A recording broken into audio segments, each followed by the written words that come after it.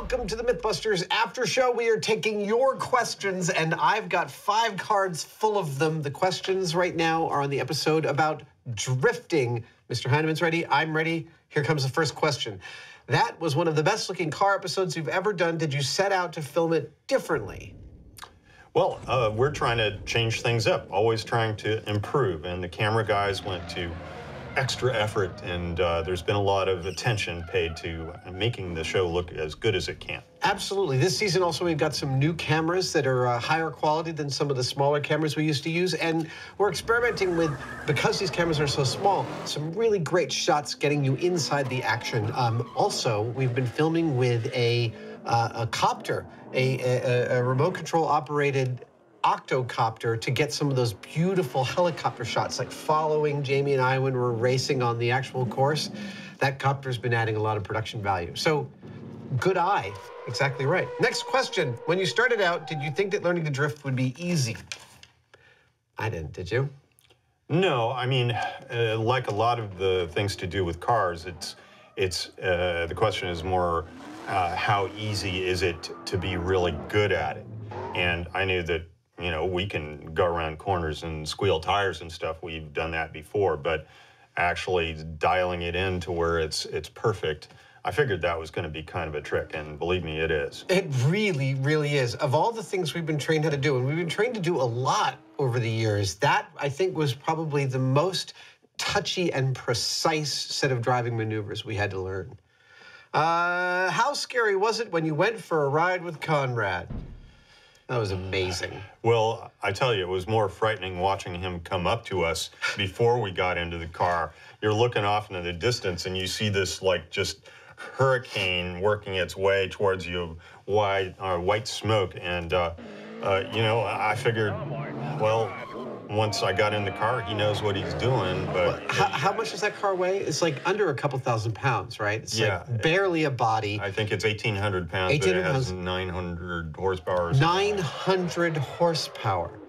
That is, it's like riding a dragon inside of it. So it wasn't like we were afeared for our lives when we were in it, because, again, Conrad's one of the best and he's an excellent driver. But as far as a, like, I can't believe that I'm in a car that's not crashing with all the stuff that's happening, that was amazing. Yeah.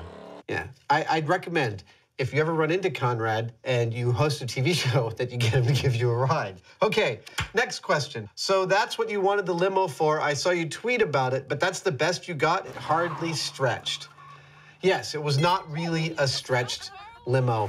Well, you tell me, if you had a really nice full-on stretch limo, would you let us drive it? Yeah, we got no love for that tweet, and I think we tweeted about it a couple of times. I also was surprised that, as far as I know, when limos come up for sale on Craigslist, they're pretty inexpensive. So I assumed that limos like hearses are often like nothing but a bit of, you know, motor baggage for people who own them, and they're looking to unload them, but that was not the case. No.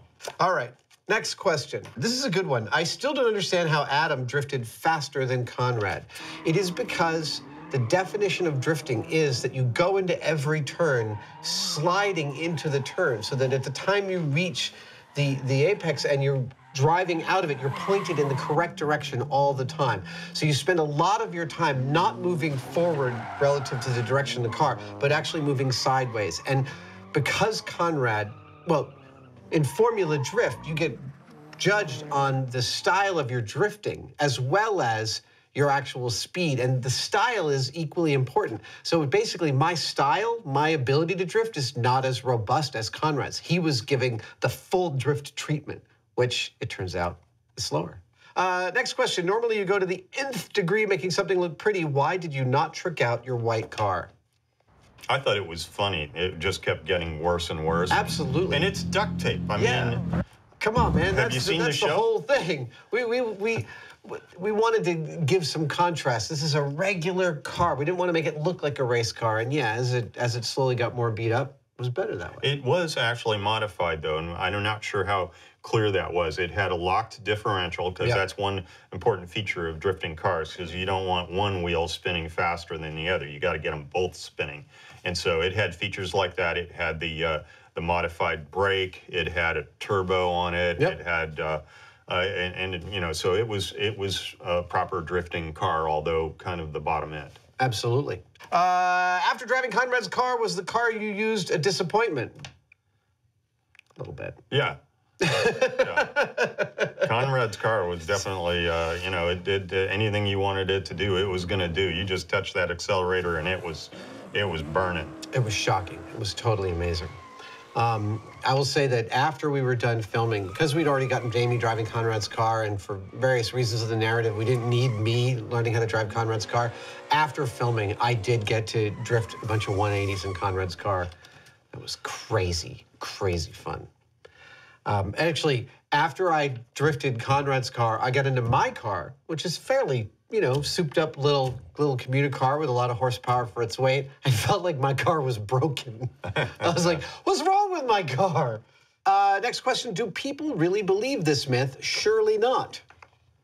Well, I don't know. I mean, yeah. The thing was, the movies that profile this drifting they show it in races, you know, and they show specifically somebody crossing the finish line first and winning those races. Right, and they also show, like, whenever the bad guys are coming or there's a car chase, what happens? You'll see a shot of an empty street, and then the car comes in, moving sideways and speeds out of frame. This is film language for, I am beating it like a bat out of hell to get out of here. It is film language for, I'm going as fast as I possibly can. When you're actually not. Yeah. Last question, what is the most outlandish thing you've ever done in a car? Let's see. And that's it for the MythBusters After Show. Have a great week, everybody. We'll see you next week. We'll take your questions about the next episode.